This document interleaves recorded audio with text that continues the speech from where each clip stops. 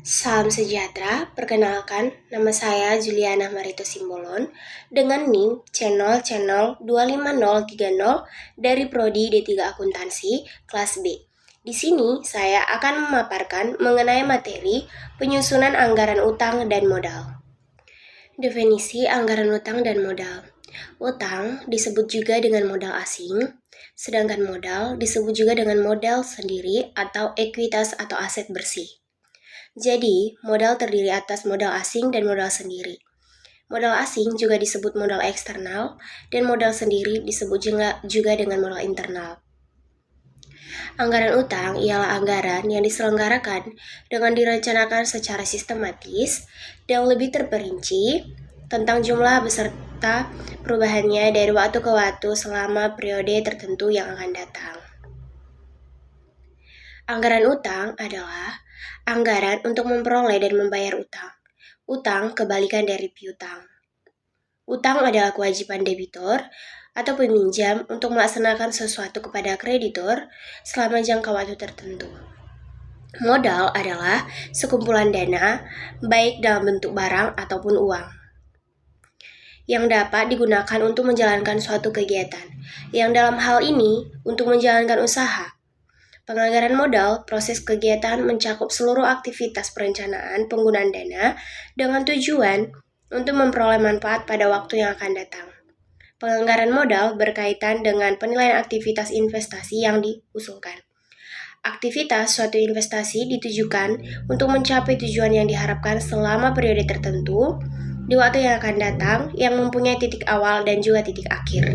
Jenis utang beserta manfaat utang. Utang terdiri atas utang jangka pendek dan juga utang jangka panjang. Utang jangka pendek atau utang lancar adalah utang yang berjangka waktu paling lama 1 tahun. Sementara utang jangka panjang atau utang tak lancar merupakan utang yang berjangka waktu lebih dari 1 tahun. Jenis utang jangka pendek. Yang pertama itu utang usaha. Utang usaha atau utang dagang merupakan saldo yang terutang kepada pihak lain atas barang, perlengkapan atau jasa yang dibeli dengan akun terbuka. Kedua, utang pajak. Sebagai konsumen, kita sering dikenai pajak atau barang atau jasa yang kita beli. Seperti kalau kita makan di restoran, menginap di hotel, atau kita membeli barang-barang tertentu. Pajak ini disebut pajak pertambahan nilai atau pajak penjualan dari pajak ditetapkan atas dasar persentase tertentu dari harga jual. Yang ketiga, utang dividen.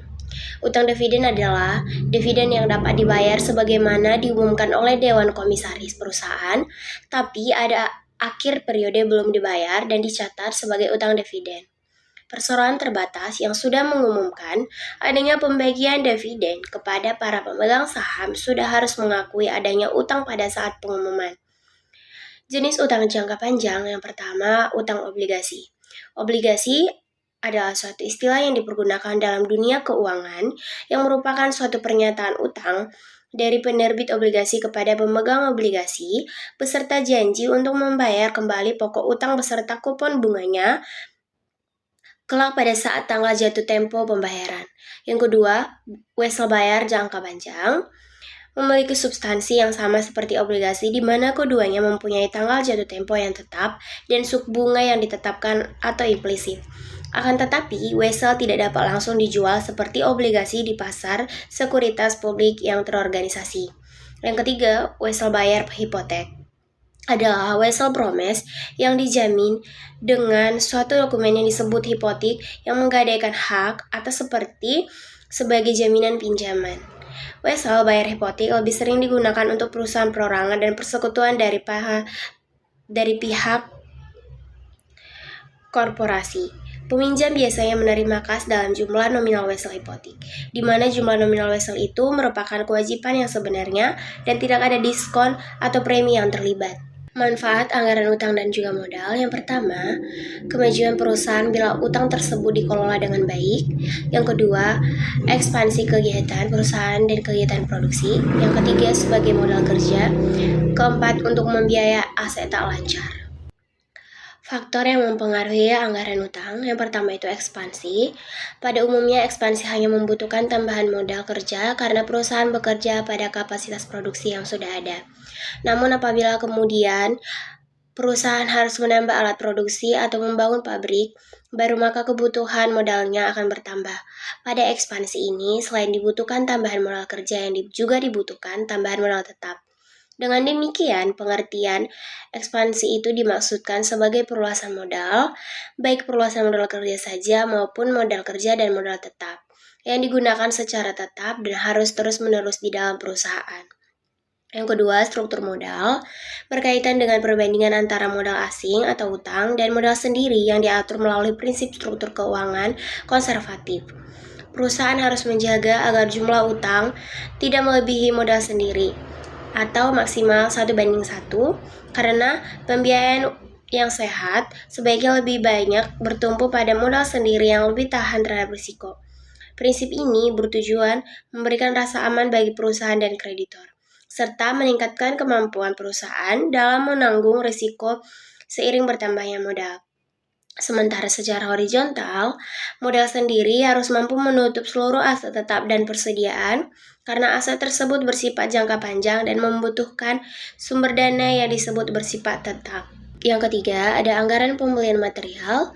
Semakin besar kebutuhan material pada suatu periode, berarti memerlukan pembelian material yang semakin besar, sehingga kemungkinan untuk tidak membayar dengan tunai akan semakin besar karena kondisi keuangan yang terbatas. Yang keempat, syarat pembayaran.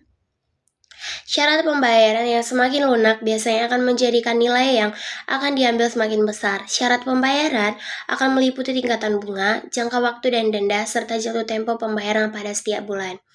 Yang kelima, tersedianya modal kerja dan kebijakan perusahaan dalam pembayaran utang.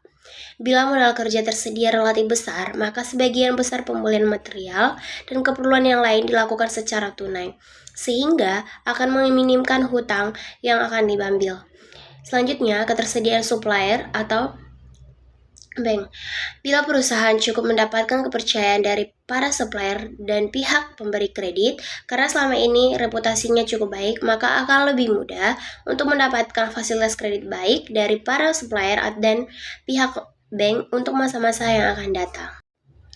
Adapun data dan informasi untuk menyusun anggaran utang, yaitu yang pertama, rencana pembelian bahan mentah atau bahan pembantu yang terutang dalam budget pembelian bahan mentah.